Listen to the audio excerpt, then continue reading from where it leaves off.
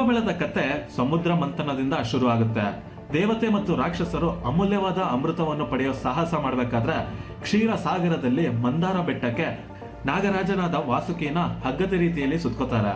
ಸಾಕ್ಷಾತ್ ಮಹಾವಿಷ್ಣುನೇ ಆಮೆಯ ರೂಪದಲ್ಲಿ ಮಂದಾರ ಬೆಟ್ಟ ಎಲ್ಲೂ ಜರಗದಂತೆ ಎತ್ತು ಹಿಡಿತಾನೆ.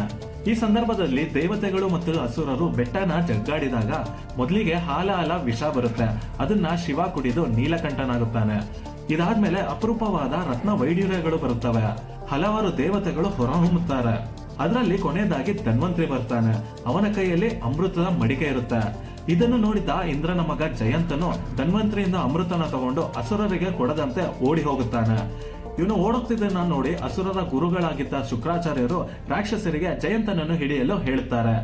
ಹೀಗೆ ಎಲ್ಲಾ ರಾಕ್ಷಸರು ಜಯಂತನನ್ನು ಹಿಂಬಾಲಿಸಿ ಹೋಗುವಾಗ ಇನ್ನೊಂದ್ ಕಡೆ ಸೂರ್ಯನ ಮಗ ಶನಿ, ಬೃಹಸ್ಪತಿ ಮತ್ತು ಚಂದ್ರ ಜಯಂತ ಮತ್ತು ಅಮೃತನ ಕಾಪಾಡಲು ಹೋಗ್ತಾರೆ. ಹೀಗೆ ಜಯಂತ 12 ದಿನಗಳ ಕಾಲ ರಾಕ್ಷಸರಿಂದ ಅಮೃತ ಸಿಗದಂತೆ ಓಡಿರ್ತಾನೆ. ಸೊ ಇಲ್ಲಿ ನಾವು ತಿಳ್ಕೊಬೇಕಾಗಿರೋದೇನು ಅಂತಂದ್ರೆ, ಒಂದು ದೇವತೆಗಳ ದಿನ ಮನುಷ್ಯರಿಗೆ 1 ವರ್ಷದ ಸಮಾನ. ಹಾಗೆ ಅವನು ಹೋಗುವಾಗ 4 ಜಾಗದಲ್ಲಿ ಅಮೃತದ ಮಡಿಕೆಯನ್ನ ಕೆಳಗೆ ಇಳಿಸಿರ್ತಾನೆ. ಅಥವಾ ಸ್ಕಂದ ಪುರಾಣದ ಪ್ರಕಾರ ಈ 4 ಜಾಗಗಳಲ್ಲಿ ಅಮೃತದ ಹನಿ ಬಿದ್ದಿರುತ್ತವೆ. ಅವೇ ಹರಿದ್ವಾರ, ಪ್ರಯಾಗ್ರಾಜ್, ನಾಸಿಕ್ ಮತ್ತು ಉಜ್ಜೈನ್. ಸೊ ಕುಂಭಮೇಳ ಪ್ರತಿ 12 ವರ್ಷಕ್ಕೆ ಈ ಗ್ರಹಗಳ ಪೊಸಿಷನ್ ನೋಡ್ಕೊಂಡು ಈ 4 ಮಹತ್ವದ ಜಾಗದಲ್ಲಿ ನಡೆಯುತ್ತೆ.